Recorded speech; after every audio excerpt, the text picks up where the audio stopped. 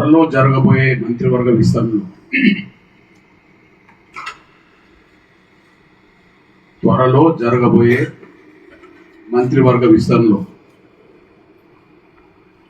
తెలంగాణ రాష్ట్రంలోనే అతిపెద్ద జనాభా గల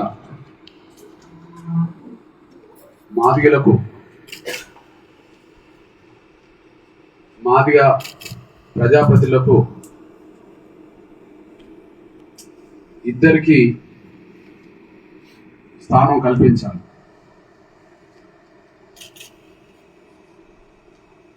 తెలంగాణ రాష్ట్రంలోనే సింగిల్ క్యాస్ట్గా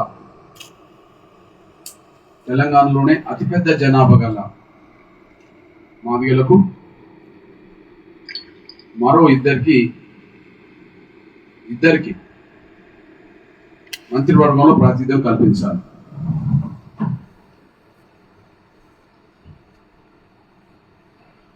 దురదృష్టవశాత్తు గత 10 ఏళ్లుగా తెలంగాణ రాష్ట్రంలో మంత్రివర్గంలో మాదిగలకు చోటు లేకుండా పోయింది. తెలంగాణ రాష్ట్రంలో మాదిగలకు చోటు లేకుండా పోయింది. తెలంగాణ రాష్ట్ర సాధన ఉద్యమంలో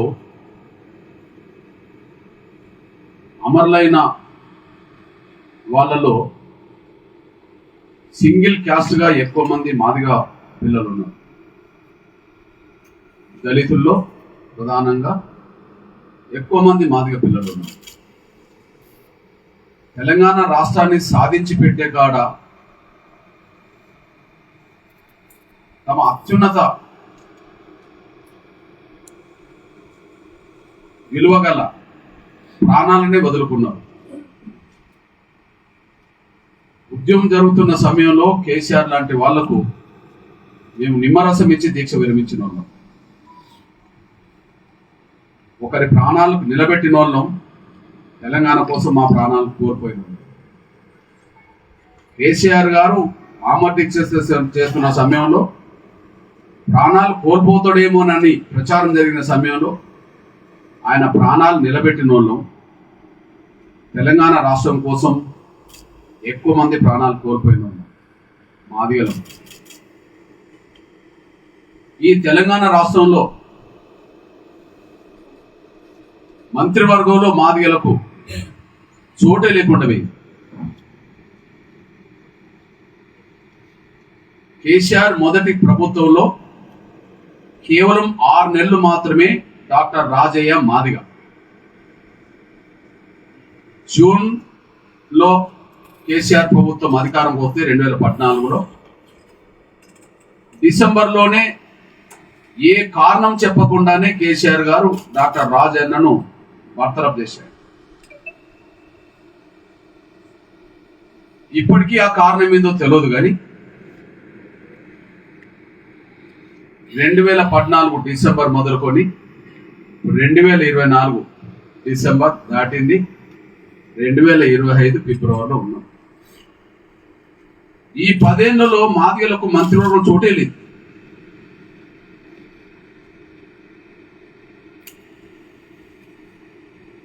కేసీఆర్ గవర్నమెంట్ లో నలుగురిని తన సొంత సామాజిక వర్గాలను పెట్టుకున్నాడు.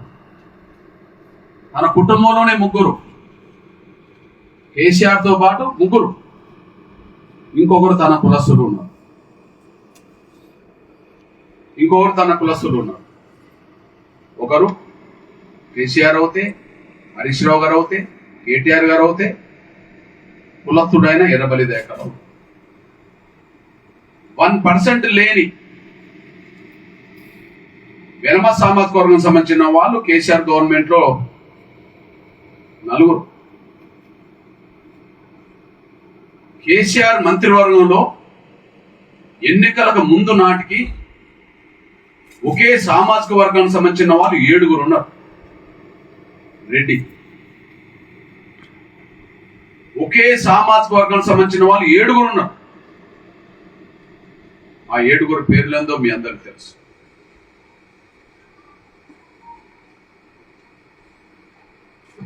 రెండు కులాల నుంచి 11 మంది మంత్రుల్ని ఉన్నత వర్గాలను తీసుకున్నాడు.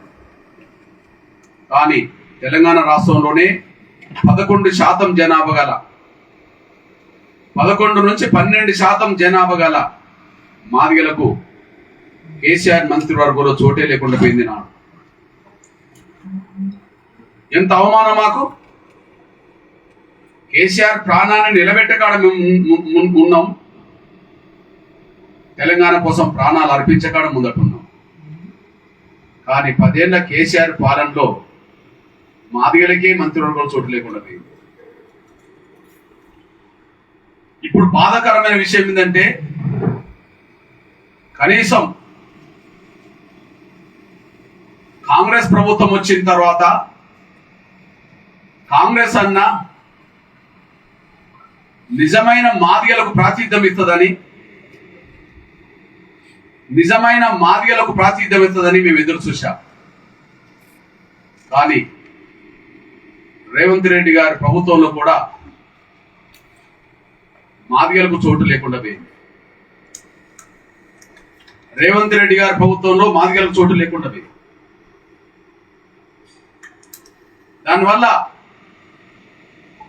మాకు అన్యాయం జరిగినా పట్టించుకునే నాయకత్వం కాంగ్రెస్ ప్రభుత్వంలో లేదు. మాకు అన్యాయం జరిగినా న్యాయం కోసం మాట్లాడే మంత్రులు ఎవరు మాదిగల పక్షాన లేదు.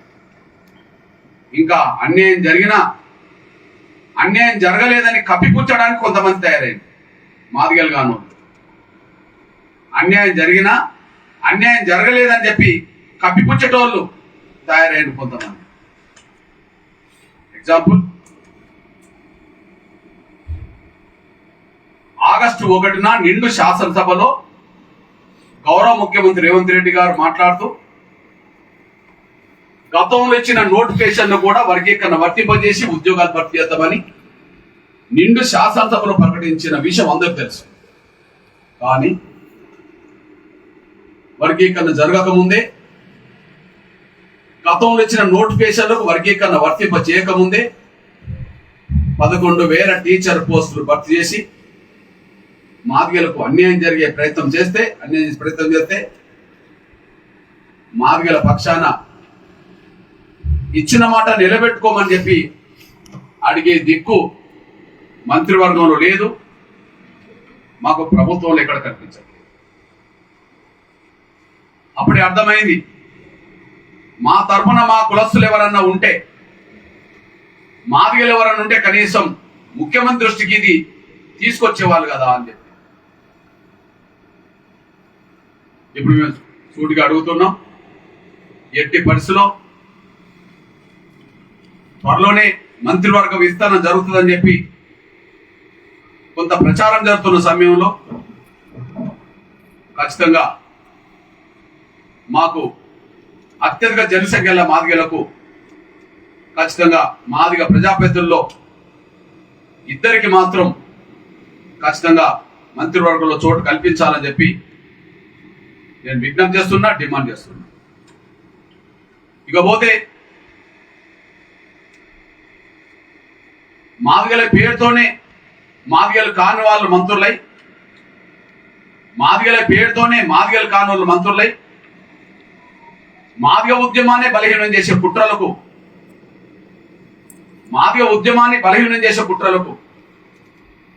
పాల్పడే ద్రోహులుగా తయారైంది. గతంలో కొన్ని విషయాల్లో మాదిగల పక్షాన, దళితుల పక్షాన గతంలో కేసీఆర్ ప్రభుత్వం మీద మేము పోరాటం చేస్తున్నప్పుడు మా పోరాటాన్ని బలహీనం చేసే కుట్రల్లో మాదిగల కోటలోనే వచ్చిన మాదిగ గాని కడియం శ్రీహరి గారు ఆయన డిప్యూటీ సీఎంగా ఉన్నంత కాలం మాదిగ ఉద్యమాన్ని బలహీనం చేసే ప్రయత్నాలు ప్రతి నిత్యం చేశాడు. ఎంఆర్పిఎస్ కి వ్యతిరేకంగా ఎంఆర్పిఎస్ ఉద్యమాన్ని బలహీనం చేయడానికి చాలా ప్రయత్నాలు చేశాడు. అన్యాయం జరిగిన మాదిగల పక్షాన మాట్లాడలేదు, కానీ న్యాయం కోసం పోరాటం చేస్తున్న మాదిగ ఉద్యమాన్ని దెబ్బతీసే కుట్రలు మాదిగ గాని కడియం శ్రీహరి ఎంఆర్పిఎస్ ఉద్యమాన్ని బలహీనం చేసే ప్రయత్నాలు చేసిన సందర్భాలు ఉన్నాయి. మా కడియం శ్రీ గారి కులం బైన్లు అవుతే బైన్ల జనాభా ఇవాళ 2011 ప్రకారమే 13,000 మాత్రమే. 32 లక్షలకు పైగా ఉండబడే మాదిగలకు మంత్రివర్గంలో చోటు లేదు, కానీ 13,000 బైన్ల సామాజిక వర్గానికి నాడు చోటు కల్పించాడు. తను మాదిగ కాదు కాబట్టి మాదిగ ఉద్యమాన్ని బలహీనం చేసే ప్రయత్నం చేశాడు. ఇప్పుడు ఆ పాత్ర దామోదర్ రాజనరసింహ పోషిస్తున్నాడు. కేసీఆర్ మంత్రివర్గంలో ఎంఆర్పిఎస్ ఉద్యమాన్ని బలహీనం చేయడానికి, మాదిగ ఆకాంక్షల్ని నిర్వీర్యం చేయడానికి కడియం శ్రీ ఏ పాత్ర గతంలో పోషించాడో ఇప్పుడు అదే పాత్ర, అట్లాంటి పాత్రనే ఇవాళ మాదిగా అని ధైర్యంగా చెప్పుకోలేని, తన కులమేందో ధైర్యంగా చెప్పుకోలేని మాదిగా గాని దామోదర్ నరసింహ గారు ఇవాళ మాదిగలకు అన్యాయం చేయడానికి ప్రయత్నం చేస్తున్నారు. ఇది స్పష్టంగా రుజువు అవుతుంది. చివరికి మాదిగల వాయిద్యం డప్పు అవుతే ఆ డప్పును అవమానించే విధంగా మాట్లాడాడు. తరతరాలుగా మాదిగ కులస్తుల వృత్తి చెప్పు అవుతే ఆ చెప్పులు కుట్టే వృత్తిని కూడా అవమానించాడు. వాళ్ళు చెప్పులు కుట్టే వాళ్ళు కాకపోవచ్చు, మేము చెప్పులు కుట్టే కులం ఉండి వచ్చిన వాళ్ళని. ఆ వృత్తి మాకు తరతరాలుగా మా వాళ్ళకి అన్నం పెట్టిందే, అది మేము అవమానంగా భావించుకో.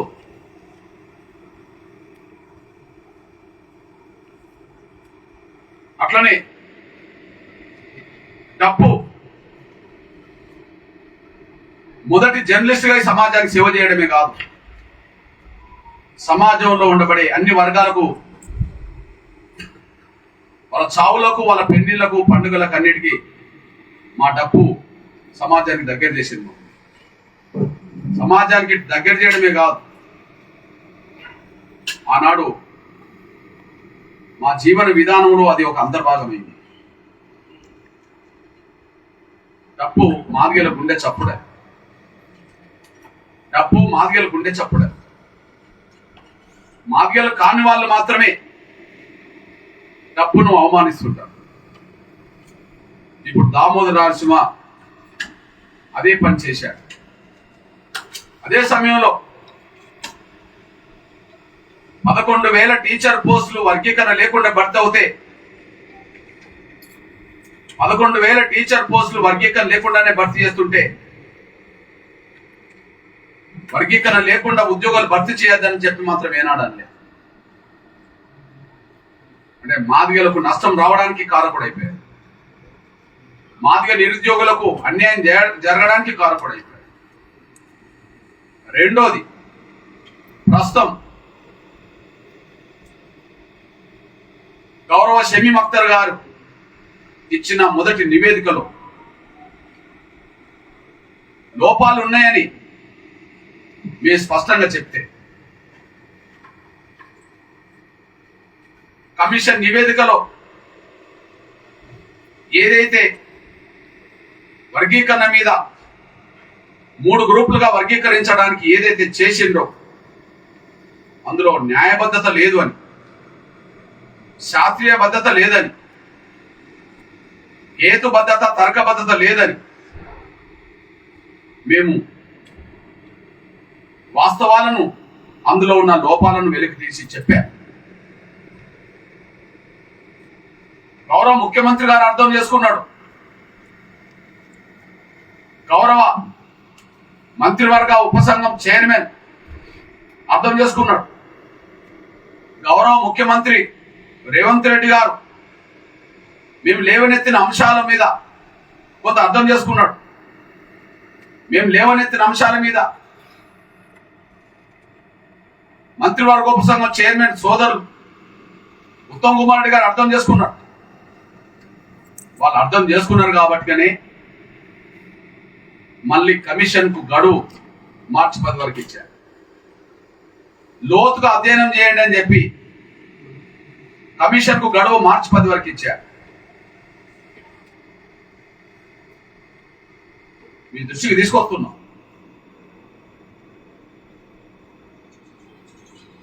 కొన్ని లోపాలు ఉన్నాయని చెప్పి మేము ముఖ్యమంత్రి చెప్తే అర్థం చేసుకున్నాడు.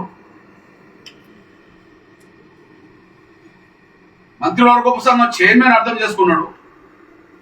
కానీ ఎట్టి పరిస్థితుల్లో లోపాలు లేవు, కమిషన్ నివేదిక 100కు 1000% కరెక్ట్ అని చెప్పి మాదిగ సమాజాన్ని, దళితుల్లో ఉండబడే మెజారిటీ కులస్తులని తప్పుదారి పట్టించే ప్రయత్నం ఇదే రాజనరసింహ చేశాడు.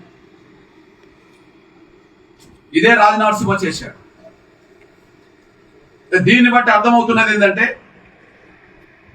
మాదిగల ఆవేదనకు నిజమైన ప్రతినిధి కాదని, మెజార్టీ కులాల ఆవేదనకు నిజమైన ప్రతినిధి కాదని, వాళ్ళ ఆకాంక్షలకు విరుద్ధంగా దామోదర నరసింహ ప్రయత్నం చేస్తాడనే విషయం, వర్గీకరణ లేకుండా 1000 ఉద్యోగాలు భర్తీ అవుతున్నప్పుడు మౌనంగా ఉన్నాడు సాక్ష్యం అవుతే, కమిషన్ నివేదికలో లోపాలు లేవని చెప్పి ఇవాళ కొంతమందిని కూడా కట్టుకొని ఆయన వెనుక నిలబెట్టుకోవడానికి, తన వెనుక మాదిగలను చూపెట్టుకోవడానికి, మంత్రివర్గ విస్తరణలో తన పదవిని కాపాడుకోవడానికి, రేపు మంత్రివర్గ విస్తరణ జరిగే సమయానికి తన పదవిని కాపాడుకోవడానికి ఆయన చుట్టూ కొంతమందిని పోగు చేసుకొని కమిషన్ నివేదికలో లోపాలు లేవని చెప్పి ప్రచారం చేసే ప్రయత్నం చేశాడు. అంటే కేవలం ఆయన పదవిని కాపాడుకోవడం కోసమే తప్ప ఆయన మాదిగలకు, మిగతా దళిత కులాలకు ఆయన చేసేది ఏం లేదనే రుజువు అయిపోయింది. ఆయన మాదిగలకు, మిగతా దళిత సమాజానికి ఆయన చేసేది ఏం లేదని రుజువు అయిపోయింది. ఇట్లాంటి పరిస్థితుల్లో మరి దామోదర నరసింహ తను మాదిగ కాదనే విషయం అర్థమవుతున్నప్పుడు ఇప్పుడు రేవంత్ రెడ్డి గారి ప్రభుత్వంలో మంత్రులు మాదిగలు ఎందుకు ఉండదు? రేవంత్ రెడ్డి గారి సామాజిక వర్గం రెడ్డి అవుతే వాళ్ళ 4 ఉన్నారు. రేవంత్ రెడ్డి గారి సామాజిక వర్గం రెడ్డి అవుతే వాళ్ళ రేవంత్ రెడ్డి గారితో పాటు 4 ఉన్నారు. కేసీఆర్ వెలమవుతే తను 4 వెలమని పెట్టుకున్నట్టుగా ఇవాళ రేవంత్ రెడ్డి గారు కూడా తన వెనుక 4 పెట్టుకున్నాడు తనతో పాటు. కానీ కేసీఆర్ గవర్నమెంట్ లో మాదిగా ఉండడు, పైలను పెట్టి మాదిగని చూపెట్టే ప్రయత్నం చేశారు. వాళ్ళ మాదిగా కానీ దామోదర నరసింహ పెట్టి మాదిగ కోట అని చెప్పి వాళ్ళ మాదిగలకు, నిజమైన మాదిగలకు మంత్రివర్గంలో చోటు లేకుండా చేస్తారు. ఇప్పుడు కేవలం దామోదర నరసింహ చేస్తున్నది ఏంటంటే మాదిగ కానీ దామోదర నరసింహ మాదిగ కోటలోనే మళ్ళా మంత్రివర్గ విస్తరణలో తన పదవిని కాపాడుకోవడం కోసం మాత్రమే కొంతమందిని తాను వెంబడి తిప్పుకునే ప్రయత్నం చేస్తున్నారు. మేము సూటిగా చెప్తున్నాం, మాదిగా ఎమ్మెల్యేలు ఎవరైతే ఉన్నారో ఆ ఎమ్మెల్యేలో మా వాళ్ళకి ఏ ఇద్దరికి వచ్చినా మేము స్వాగతిస్తాం, సమర్థిస్తాం. ఇప్పుడు మాదిగా ఎమ్మెల్యేలు ఎవరైతే ఉన్నారో అందులో ఏ ఇద్దరికి వచ్చినా మేము స్వాగతిస్తాం, సమర్థిస్తాం. మా మాదిగ కోటలోనే వాళ్ళు వచ్చిందని చెప్పి గర్వంగా ప్రకటన చేస్తాం. మా మాదిగ కోటలోనే ఆ ఇద్దరికి మంత్రివర్గంలో చోటు దక్కిందని చెప్పి మేము గర్వంగా స్వాగతిస్తాం, అభినందిస్తాం. మంత్రివర్గంలో మాదిగలకి ఇద్దరికి చోటు కల్పిస్తే రేవంత్ రెడ్డి గారిని కూడా గౌరవిస్తాం. కానీ దామోదర నరసింహే మాదిగ అని చెప్పి ఆయననే మంత్రివర్గంలో కొనసాగిస్తూ ఇక మాదిగలకు చోటే లేకుండా చేస్తే మీరు ఎన్ని తపస్సులు చేసినా, తల కిందికి పెట్టి కాలు పైకి పెట్టి 100 తపస్సులు చేసిన మాదిగల అభిమానాన్ని మాత్రం, మాదిగల ఆదరణను మాత్రం రేవంత్ రెడ్డి గారి సర్కారు చూరగొనడానికి అవకాశం తక్కువ ఉంటుంది. మాదిగ కాని వ్యక్తుల్ని మంత్రివర్గంలో పెట్టి తనే మాదిగ అని చెప్పి నమ్మిస్తే మాదిగలు ఎవరు నమ్మడానికి సిద్ధంగా లేరు. మాదిగలు తమ సొంత అస్తిత్వాన్ని కోరుకుంటున్నారు, తమ సొంత ఉనికిని చాటాలనుకుంటున్నారు. మంత్రివర్గంలో మా ప్రాతినిధ్యం ఏందని చెప్పి అడిగే ప్రయత్నం చేస్తున్నారు. డైరెక్ట్ గా ఇది మాదిగల ప్రశ్న, ఇది మాదిగల ఆకాంక్ష, ఇది మాదిగల ప్రశ్న, మాదిగల ఆకాంక్ష. ఈ విషయంలో ఖచ్చితంగా గౌరవ రేవంత్ రెడ్డి గారికి విజ్ఞప్తి చేస్తున్నాను. గౌరవ ముఖ్యమంత్రి రేవంత్ రెడ్డి గారికి విజ్ఞప్తి చేస్తున్నాను. రేపు మీ మంత్రివర్గ విషయంలో 2 మాదిగలు ఉండేటట్టుగా చూడండి. దామోదర్ నరసింహ గారిని మళ్ళీ మాదిగని నమ్మించి మా మాదిగ కోటలో ఆయన ఉండే విధంగా చేస్తే భవిష్యత్తులో మీరు కాలు పైకి పెట్టి తల కిందలు పెట్టుకున్నా కూడా, ఎన్ని తపస్సులు చేసినా కూడా మాదిగలు ఎవరు కూడా మీ పట్ల అభిమానం చూపెట్టరని విషయం మేము స్పష్టం చేస్తున్నాం. ఎస్సీ వర్గీకరణ అంశం అనేది మా దీర్ఘకాలిక ఉద్యమ లక్ష్యం. ఎస్సీ రిజర్వేషన్ల వర్గీకరణ అంశం అనేది మా దీర్ఘకాలిక లక్ష్యం. కానీ మంత్రివర్గ ప్రాతినిధ్యం అనేది మా భాగస్వామ్యం. మంత్రివర్గంలో మా ప్రాతినిధ్యం అనేది మాదిగల భాగస్వామ్యం. మేము వర్గీకరణ చేస్తున్నాం కదా అని చెప్పి మంత్రివర్గంలో మా భాగస్వామ్యం లేకుండా చేస్తే, వర్గీకరణ ద్వారా మేము విద్యా ఉద్యోగ రంగంలో వాటా కోరుతున్నట్టుగానే మంత్రివర్గంలో కూడా మా వాటా కోరుతున్నాం అనే విషయం మర్చిపోవాలి. ఎస్సీ వర్గీకరణ జరిగితే విద్యా ఉద్యోగ రంగంలో మా వాటా మాకు వస్తుంది. మంత్రివర్గ విషయంలో మాదిగలు చోటు కల్పిస్తే మా వాటా మాకు దక్కినట్టు అవుతుంది. ఒక చోట మేము చేశామని చెప్పి ఇంకొక చోట విస్మరిస్తే మీ పట్ల అభిమానం పెరగడానికి అవకాశం లేదు, కానీ తగ్గిపోతుంది అనే విషయం కూడా మర్చిపోద్దని కూడా గుర్తు. అందువల్ల ఏది ఏమైనా ఖచ్చితంగా మంత్రివర్గ విషయంలో మాదిగల పక్షాన 2 చోటు కల్పించాలని చెప్పి మేము డిమాండ్ చేస్తూ, ఎస్సీ వర్గీకరణలో శాసనసభ ఆమోదించిన దాంట్లో లోపాలను సరిచేసే విధంగా ముందుకు రావాలని కోరుతూ త్వరలోనే భవిష్యత్తు కార్యాచరణ రూపొందిస్తాం. మొన్న మా 1,00,000 డబ్బుల కార్యక్రమం వాయిదా పడ్డది. ఫిబ్రవరి 7న జరగాల్సిన 1,00,000 డబ్బుల కార్యక్రమం వాయిదా పడ్డది. అది వాయిదా పడ్డదే కానీ పూర్తిగా రద్దు కాలేదు. అది వాయిదా పడ్డదే కానీ పూర్తిగా రద్దు కాలేదు. ఖచ్చితంగా ఏనాడైనా జరిపి తీరుతాం. అది వాయిదా పడ్డదే కానీ రద్దు కాలేదు. అది మా సాంస్కృతిక వాయిద్యం. ప్రపంచంలో ఎక్కడ జరగనంత మా 1,00,000 డబ్బుల మా గుండె చప్పుడు అనేది మా ఆకాంక్షకు అనుగుణంగా చాటి చెప్పే ప్రయత్నం చేస్తాం. మొన్న ఈ 1,00,000 డబ్బుల కార్యక్రమం ఉండకుండా చేయడానికి కుట్ర చేసిన వాళ్ళలో డప్పు అంటేనే చిన్న చూపు చూసే, డప్పు కొట్టడమే అవమానంగా భావించుకొని దామోదర్ నరసింహతో పాటు ఇలా చాలా మంది మాకు పర్మిషన్ రాకుండా కుట్ర చేసిన వాటిలో భాగస్వాములు అయింది. మాకు పర్మిషన్ రాకుండా కుట్ర చేసిన వాళ్ళలో భాగస్వాములు అయింది. ఎవరెవరు భాగస్వాములు అయినరో ఒక్కొక్కటి బయటకు వస్తున్నది. పర్మిషన్ రాకుండా చేయడంలో డప్పు అంటే ఎవరైతే అవమానించారో, డప్పు కొట్టడం ఎవరైతే చిన్న చూపుగా భావించుకుంటున్నారో వాళ్ళు చాలా మంది భాగస్వామి అవుతే, ఆ భాగస్వామైన వాళ్ళలో పర్మిషన్ రాకుండా చేయడంలో దామోదర్ పాత్ర ఉన్నదనే విషయం వెలుగులోకి వస్తున్నది. ఈ నేపథ్యంలో ఖచ్చితంగా చెప్తున్నాం, ఖచ్చితంగా 1,00,000 డబ్బుల కార్యక్రమం వాయిదా పడ్డది కానీ రద్దు కాలేదు. జరిపి తీరుతాం. ఈ విషయంలో ప్రతి ఇంట్లో డప్పు కలిగి ఉండే విధంగా, ప్రతి ఇంట్లో డప్పు కలిగి ఉండే విధంగా మాదిగలు డప్పులను కొనుగోలు చేయడం ఆపవద్దని, కొనుగోలు చేయాలని చెప్పి నేను విజ్ఞప్తి చేస్తున్నాను. ప్రపంచం మొత్తం మన 1,00,000 డప్పుల ప్రదర్శన చూసే విధంగా తేదీ ఖరారు చేస్తాం. ఈ విషయంలో అవసరం అనుకుంటే త్వరలోనే ముఖ్యమంత్రిని కలుస్తాం.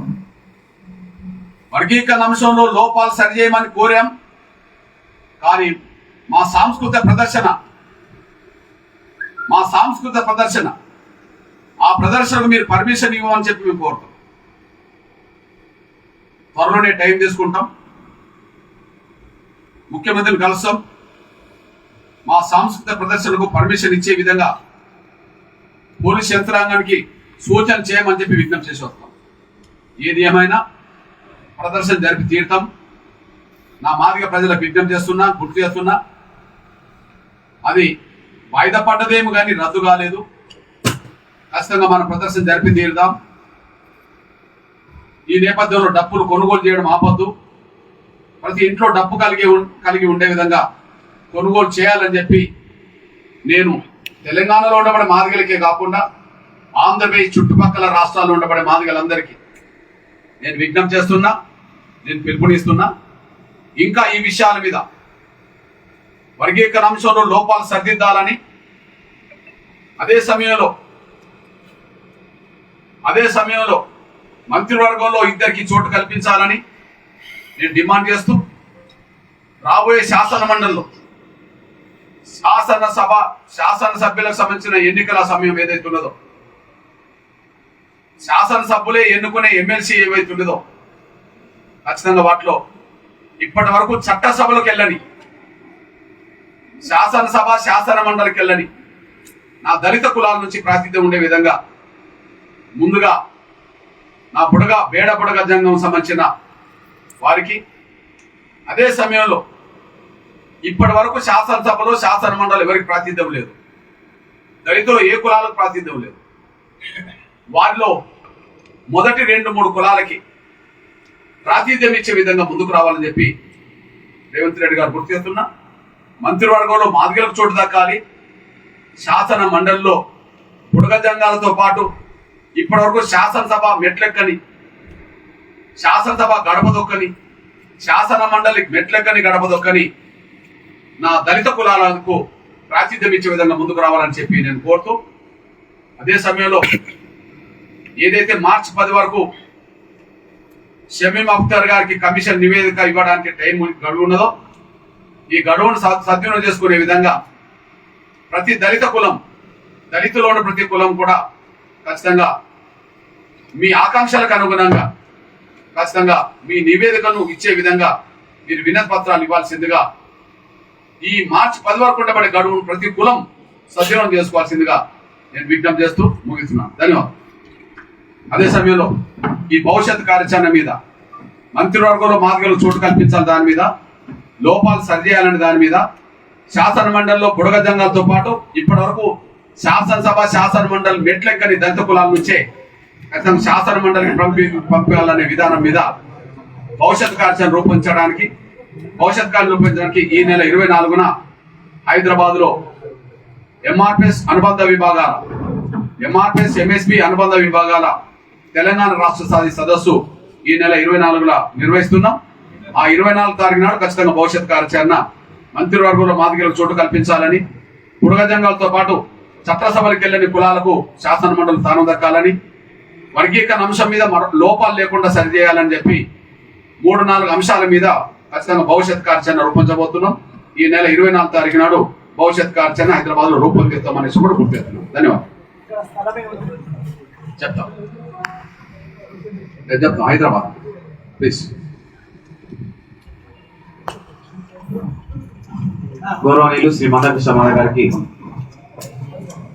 హృదయపూర్వకంగా ధన్యవాదాలు తెలియజేస్తూ, మరి ఈ ప్రెస్ మీట్ కార్యక్రమం విజయవంతం కోసం మీ విలువైన సమయం కేటాయించి ఈ ఉద్యమానికి అన్ని విధాలుగా సహాయ సహకారాలు అందిస్తున్నటువంటి గౌరవ ప్రింట్ మరియు ఎలక్ట్రానిక్ అలాగే డిజిటల్ మీడియా ప్రతినిధులందరికీ కూడా ఎంఆర్పిఎస్ తరఫున హృదయపూర్వకంగా ఉద్యమ నమస్కారాలు తెలియజేస్తూ ఇంతటితో ఈ ప్రెస్ మీట్ కార్యక్రమాన్ని ముగిస్తున్నాం.